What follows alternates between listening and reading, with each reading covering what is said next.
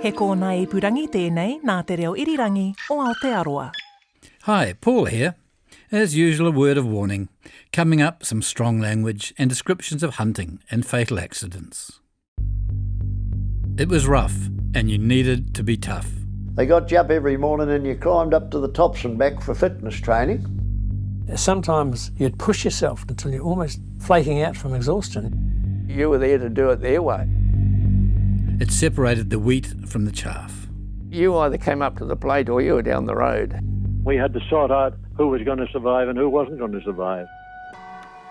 Dip Flat was a training course, and if you wanted to be a deer culler, you had to do it. But not everyone survived it. Most of them never lasted. A lot of them got the sack because they couldn't get anything. They were hopeless. Some of the guys never lasted 3 or 4 days, and they were down the road. And it was no longer just culling. An overseas market for venison was a game changer. Now, dead deer meant big bucks.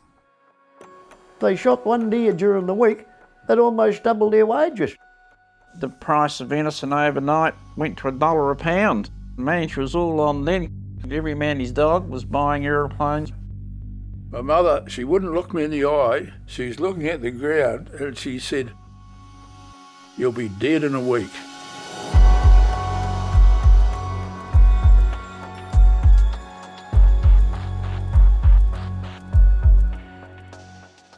I'm Paul Roy and this is Deer Wars. Episode 3, Shape Up or Ship Out. There's a track somewhere. There is a track, apparently. They must be up there. Yeah. But I think it cuts across and then cuts back up here and goes. We're back with my mate Harvey Hutton, who's flying us around today. Goes along the tops. Yeah. Be nice once it's fucking cold. By the late 1950s, valleys like these, where I'm sitting now, were overrun by wannabe shooters who'd read about life as deer culler. So one thing too, this is well before your time, Harvey, but like in the late 50s, after the early cullers had been around and they had built the huts and stuff like that, but there were a lot of books written, like there was, I don't know if you've read any of them, you know, Philip Holden's Pack and Rifle and Barry Crump. I mean, a lot of his stuff was bullshit. Hunter Climb High, all them. Yeah, all those sort of ones. And so that really fired up people, didn't it, to come into the back country. Yeah. The problem was it attracted a lot of people, but they weren't really up to it. No. Remember, by now the Forest Service was in charge, and Jock Fisher, an experienced culler and field officer, was called in to run the show. He was charged with training these eager new shooters and turning them into cullers. The only problem was, not many of them were up to it. The Forest Service took over. We had young men from the city wanting to be deer cullers. They read a book somewhere, but they had no idea what they were wanting. So the Forest Service decided we can't put them men into the field because they could have an accident, they could do anything like that. That's exactly what happened. They did have men in the field, and they had shooting accidents under the Forest Service, which we never had in the old internal affairs. So they decided that we needed training school to train these hunters. So it landed on my plate from the starter. The basic training camp, known as Dip Flat, was located in the isolated Rainbow Valley in Marlborough. It had served as accommodation for workers, putting in the new power lines from the North to the South Island. And that was an ideal location, surrounded by mountains, rivers and the bush. Up in head office, this is in Wellington, they got all these applications from people who wanted a job deer culling. So they went through the list and they sent them down to Nelson and bring them into Dip Flat training camp. We had to sort out who was going to survive and who wasn't going to survive. We didn't mess around. If you couldn't do this, well, that's it, mate, you're off. One who reckons he can make the grade is Dave Richardson from Napier. You may remember him from a previous episode and his father's lack of faith in his new venture. I got accepted to go down, and I remember them taking me down to the plane. I had to get on a DC-3 in Napier, and I could hear him saying to my mother, "Oh, the bloody boy's mad. He'll be back in a week." And, you know, I said to myself, no bloody way. We flew to Nelson and then we were picked up and taken out to Dip Flat. Now, Dip Flat was a little camp with several army huts, and there was a cookhouse and there was a lecture room. Now that I was at Dip Flat, you had to perform. You either came up to the plate or you were down the road. The 42nd intake that I was in, we went in there and some of the guys never lasted 3 or 4 days, and they were down the road. Another hopeful is Paddy Gordon, who showed a talent for shooting while still at school. We had a secondary school competition throughout the Commonwealth countries, and the 4 of us from our college won the Empire Marksman title. I was a member of that team, and so I was a really good shot. Really good to be a good shot, but being a good shot's not the only thing you need to be for a good hunter. By his own admission, Paddy is no academic. He left school early, doing a stint at the railways, in the days when it was still steam, and a job which seems quaint now, working with Clydesdale horses to retrieve logs from the forest. But he is biding his time to become a government culler like many others. Well, some of them came out of banks, solicitors' offices, accountants, and that's why I felt sorry for them. There's no way they could have held their own fit-wise. They were good enough shots, and they were quite good hunters and things like that, and they were good around the camp, but the need for absolute peak fitness was one of the high aims of that course. If they'd known the degree of fitness that was required before they came in, they might have got through, because they would have gone out and done a lot of running, or maybe gone out and done a lot of climbing. There's nothing like climbing a hill to get you fit and buggered at the same time. Your tongue hanging out, your legs aching, and I mean, sometimes you'd push yourself until you're almost flaking out from exhaustion. Dave Richardson also remembers the range of people trying out at Dip Flat. We had all sorts of different guys. Some guys came in and they were fairly overweight, I'd say, and they had all these pocket knives that they'd bought at the sports depot and had them hanging off their belts. You could tell them straight off that they weren't going to last. They were too soft, you could see, but you could also see the guys that had done a bit of work, that were fit and want to succeed. Some guys going there knew it all too. They'd been out shooting once or twice and they were going to tell you how to do it, you know. And they started telling the field officers, the teachers, you know, what you do and what have you, you know. They didn't last long either. You were there to listen and you were there to do it their way.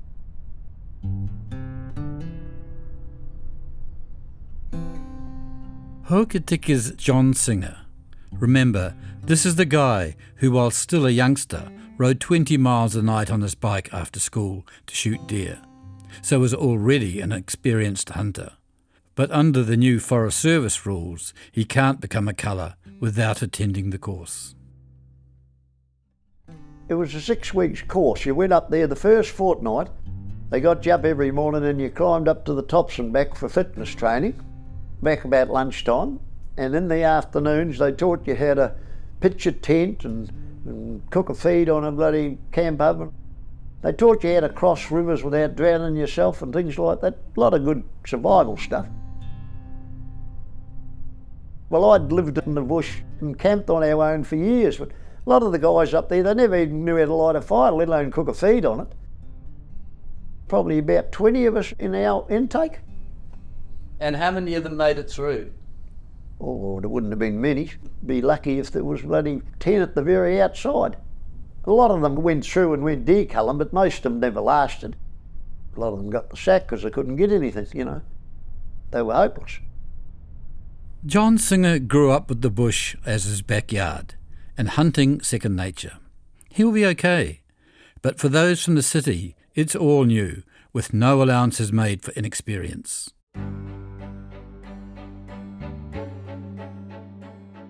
What all Dip Flat attendees I talk to remember most is the infamous and aptly named Gutbuster.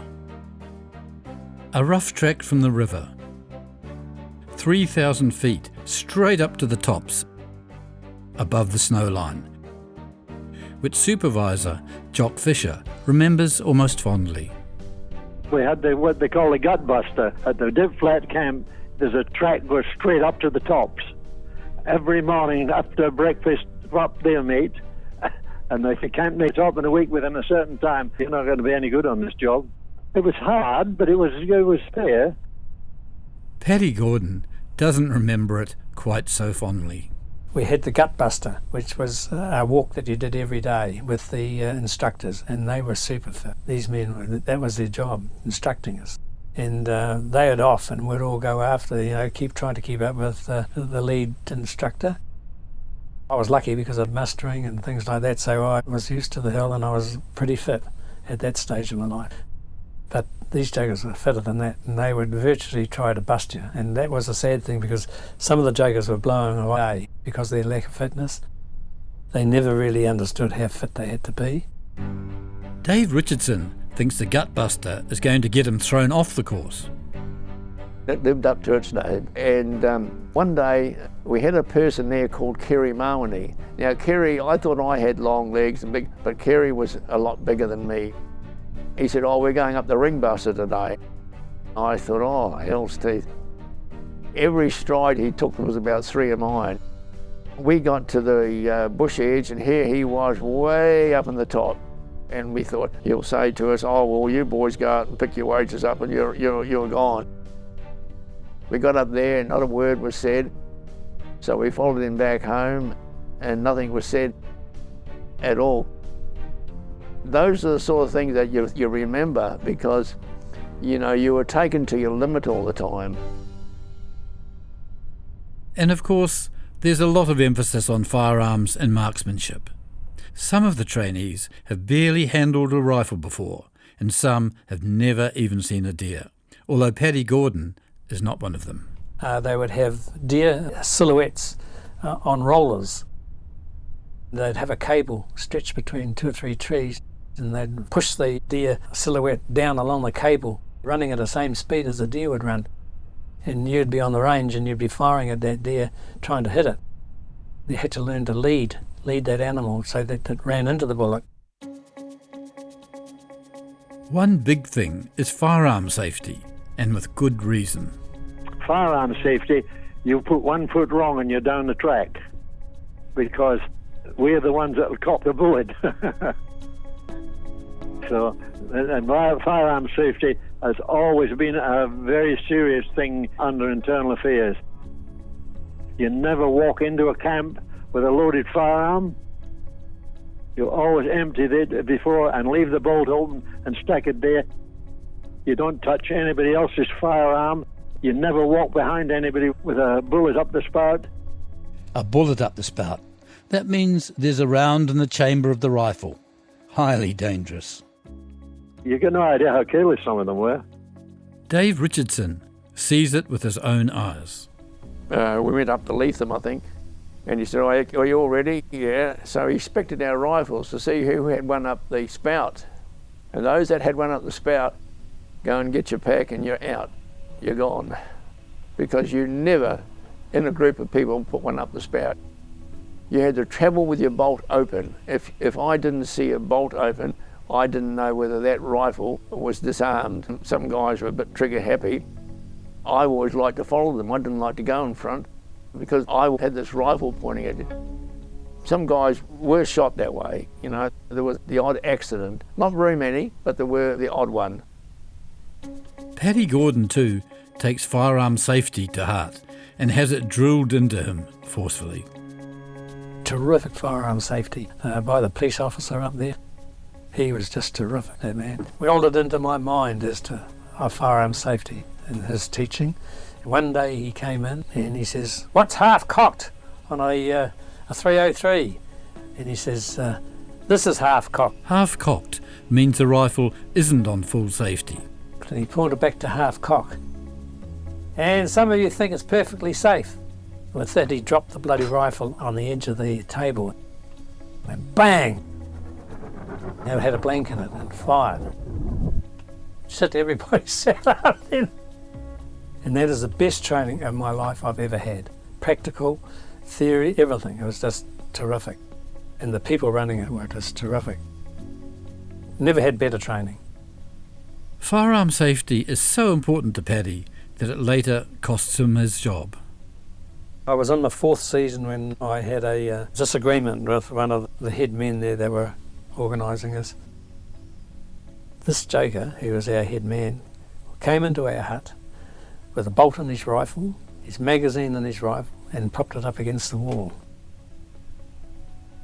I said something to him. I said, that's not what we're trained to do and what we don't do in this area. And he got really shitty with me. Abused me and called me so-and-so. And I thought, I'm not going to suffer that shit. I knew I was in the right. You know, you don't come into a hut with a bolt because not. He said it wasn't loaded. Shit, I don't know it's not loaded. You might, but I don't. I want to see an open bolt. I don't want to see a magazine in there. I stuck up for what I believe was right after all the training I'd got by the Forest Service. And this joker, I believe, let us down and let the department down too.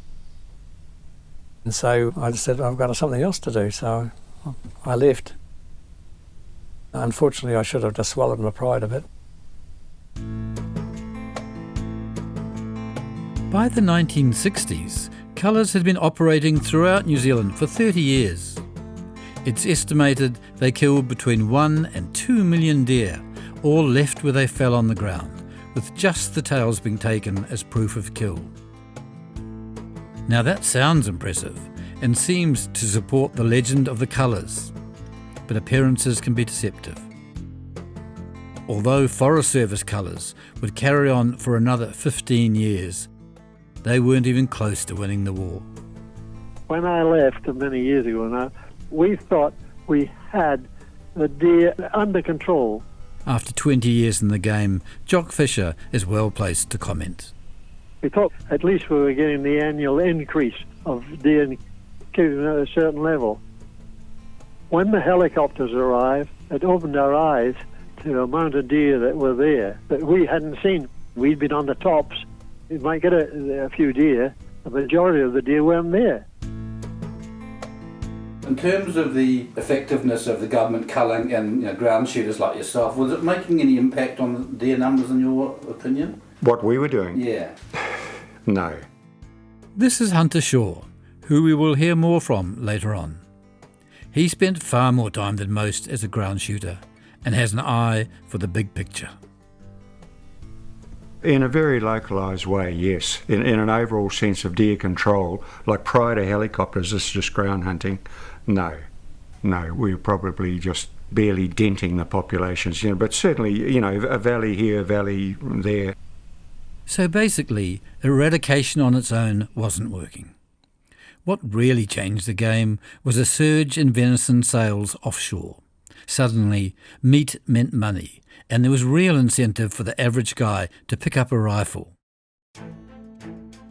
Max Street was an Auckland accountant who tried out as a culler but didn't really make a go of it. But his views on the financial realities of the time are worth hearing. Meat shooting was a really good chance for people to make money. If you're an unskilled person and you're working as a shepherd, or you're working as a shearer, or as working for the rabbit ward, you're actually scratching to make ends eat. You needed to go and shoot your own game in order to put food on the table for the kids if you were married and had kids. We also had the delightful habit of drinking almost all that we earned. It was part of the way that the society sort of was. You had those that had the money, and then you had those that had the workers, and if you supplied the workers with enough booze, they'd do any bloody thing. As the price of venison rises, private hunters, including ex-cullers, venture into the hills, ushering in a whole new era. One of them is John Singer. He leaves the Forest Service after a dispute and goes out on his own.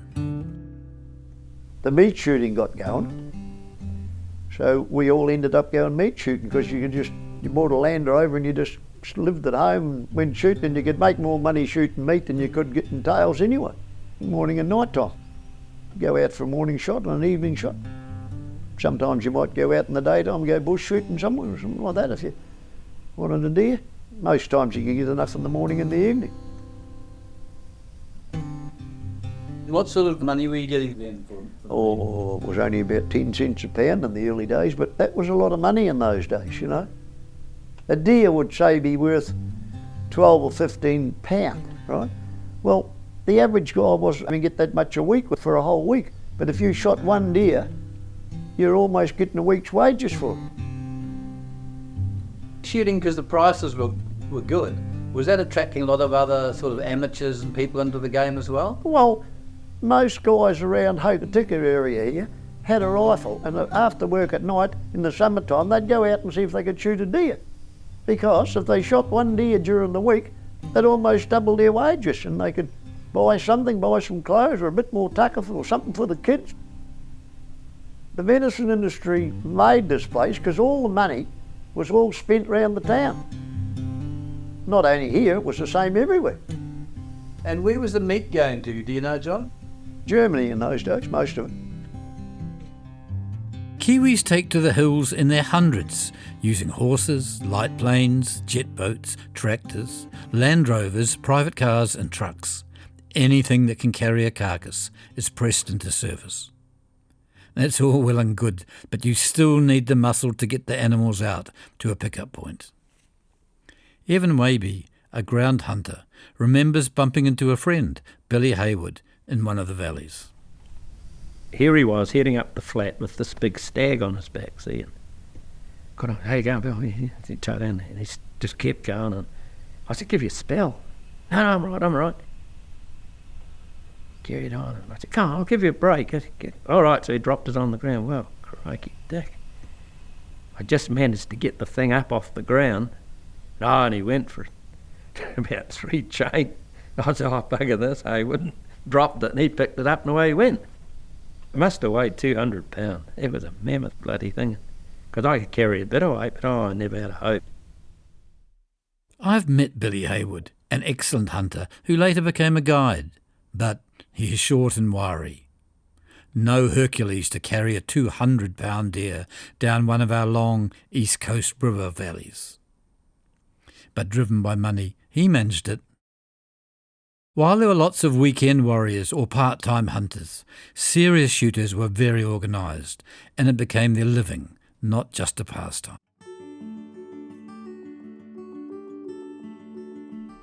I was born in Auckland, and my mum and dad came down to the South Island for a holiday. They got down as far as Manapuri. This is Hunter Shaw, whose family would soon make a permanent move south. They just loved it. I think it went back to Auckland and sold up.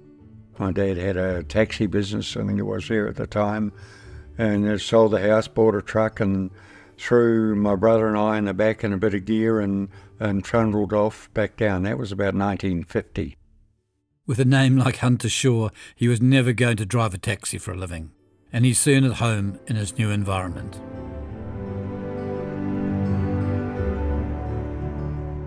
The norm was that you had generally an open fire and a coal range for cooking and tilly lamps or that equivalent, you know. No power, obviously, no national grid power here. Yeah, it was very different, but very exciting way of life for a young fella. Coming down into this wonderland of, you know, pigs and deer and trout and eels.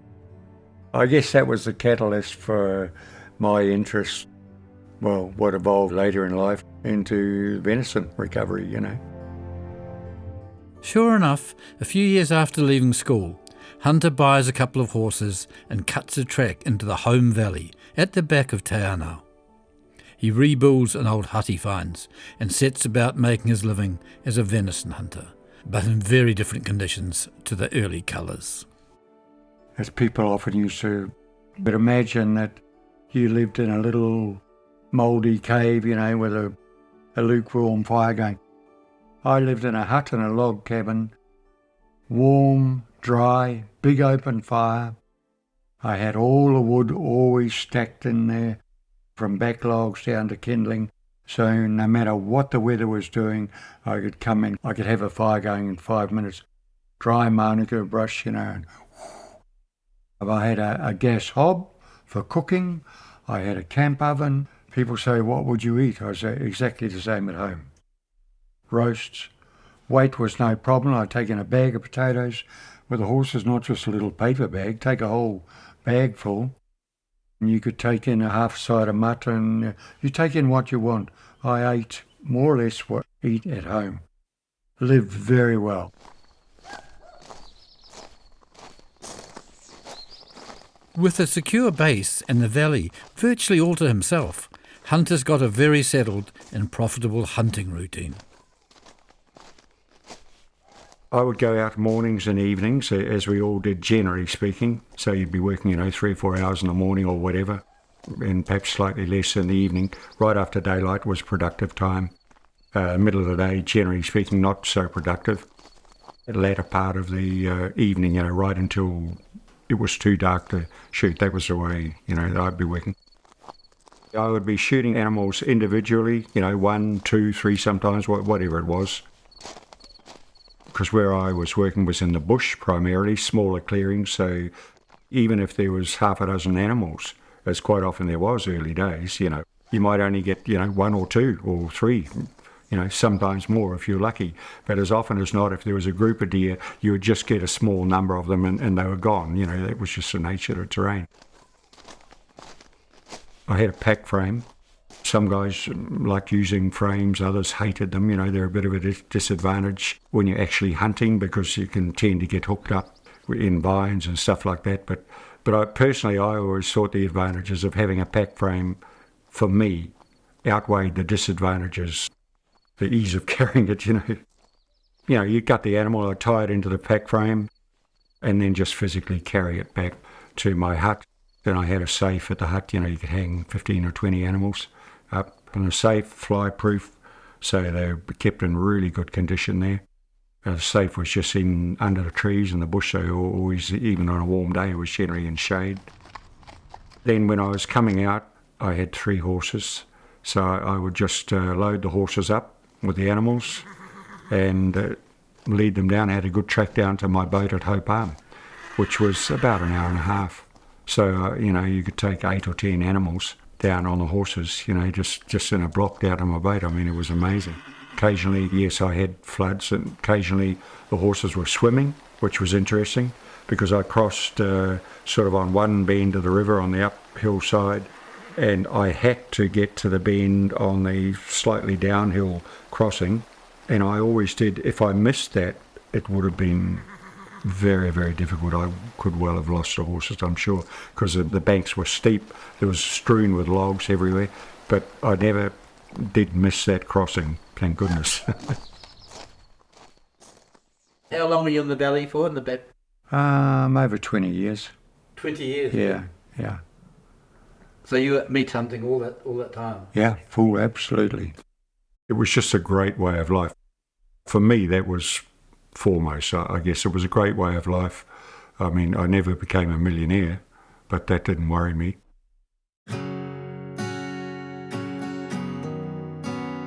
With so many deer on offer and a lucrative market, it doesn't take long for the hunters to go big. Remember Dick Deaker? 17 years old, hot water bottle, Christmas cake. He's an early one to take the plunge and move beyond just bringing single carcasses out. I was brought up North East Valley, Dunedin. I was the oldest of a family of 6, and every weekend my mother would always want about 6 rabbits to eat, so it was my job to get them. And I used to trap possums too. I used to get a bounty in 2 and 6 a skin. I was always keen on hunting. I was hopeless at school. I went to Tyree High School, but I only went there to eat my lunch, and I never actually learnt a hell of a lot. Like I was always bottom of the class and everything. All I wanted to do was fly and hunting deer. Dick goes shooting for 4 years before buying his own plane. Well, by the time I was 21, I had a few pounds in the bank, and I got a private pilot licence. And a Cessna 172 was £5. That's fuel and all up, you see. Of course, I used to get £2 a deer. I rushed it through in a few months, got my private pilot licence, and I bought this Tiger Moth.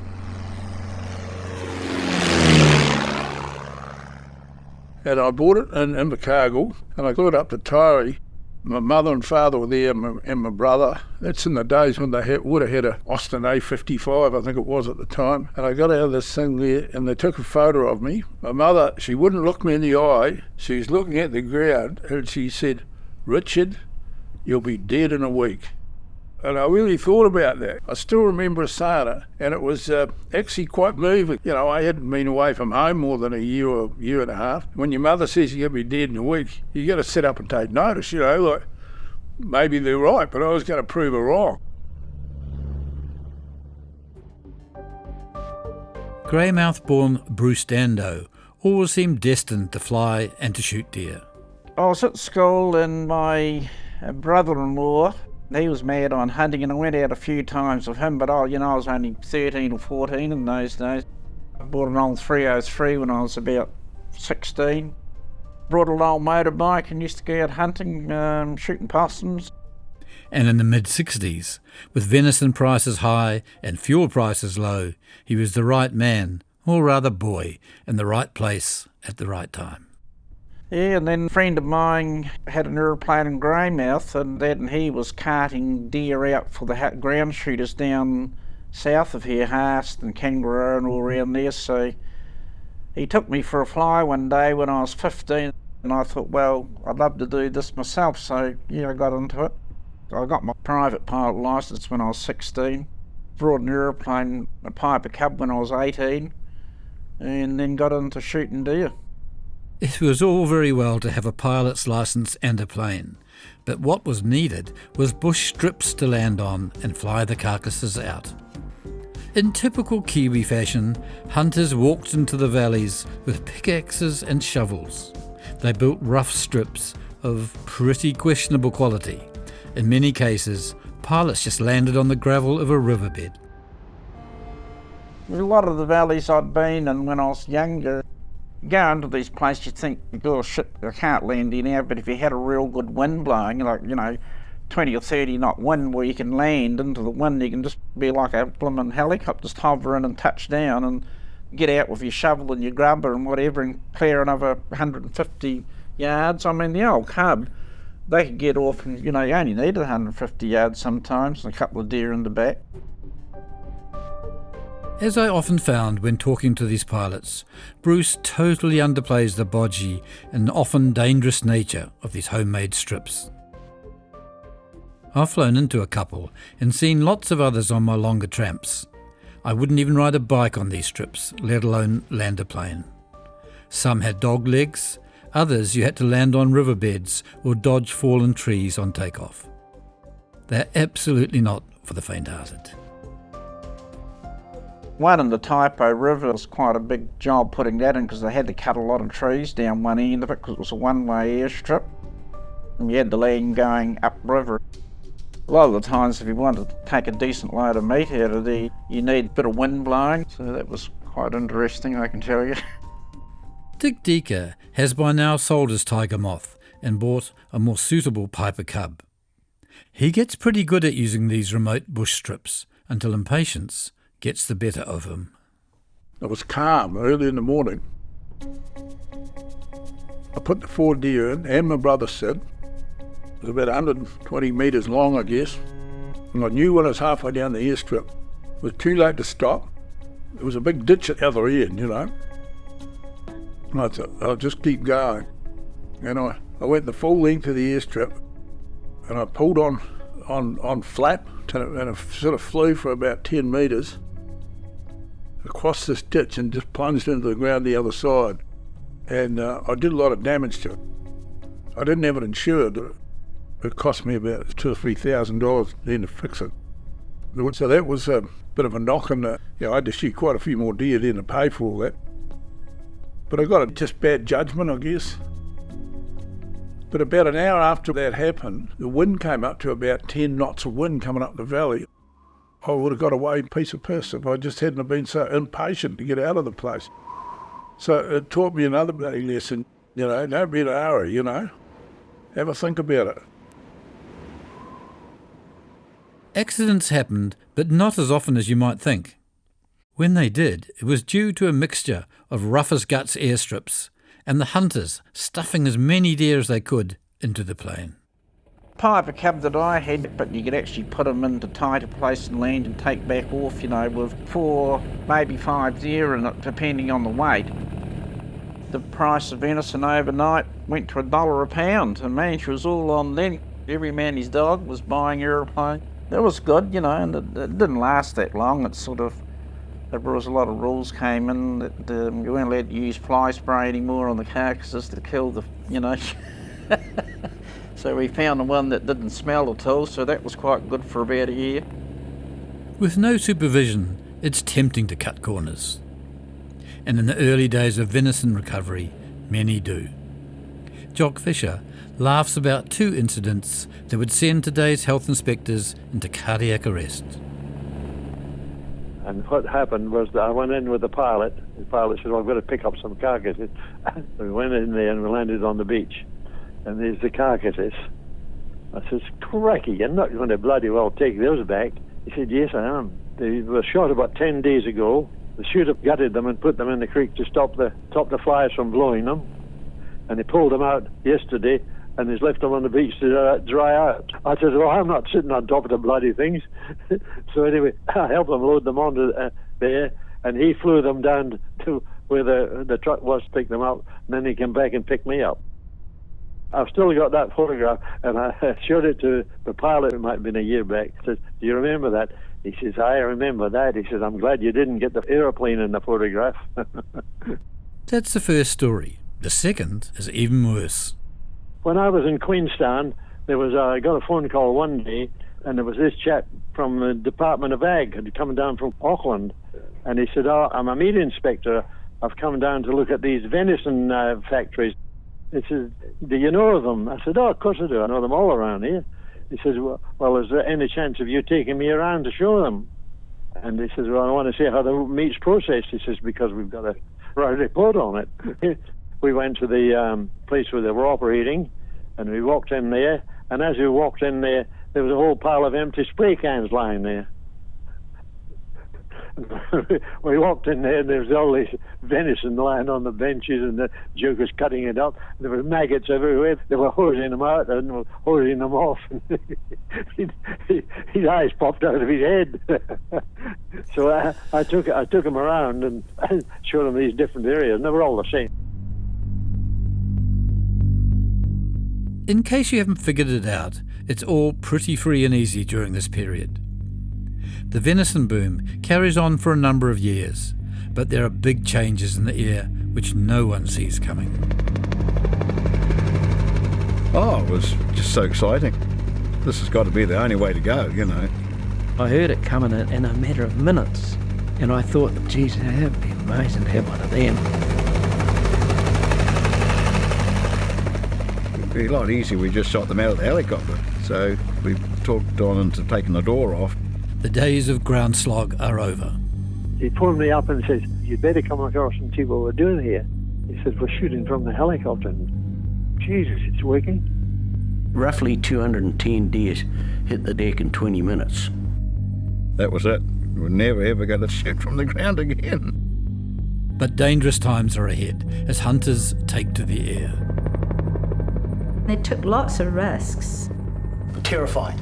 My feet bounced with nerves on the pedals, you know. Reckless years that anyone who lived through them will never forget. It was a very worrying time. When he put the power on to go forwards, he just crashed. The helicopter was right off. That's next time on Deer Wars.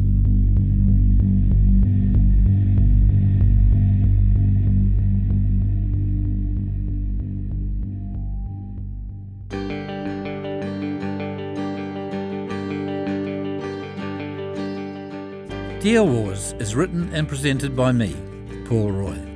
It's engineered by Alex Harmer. The executive producers are Katie Gossett, Justin Gregory and Tim Watkin.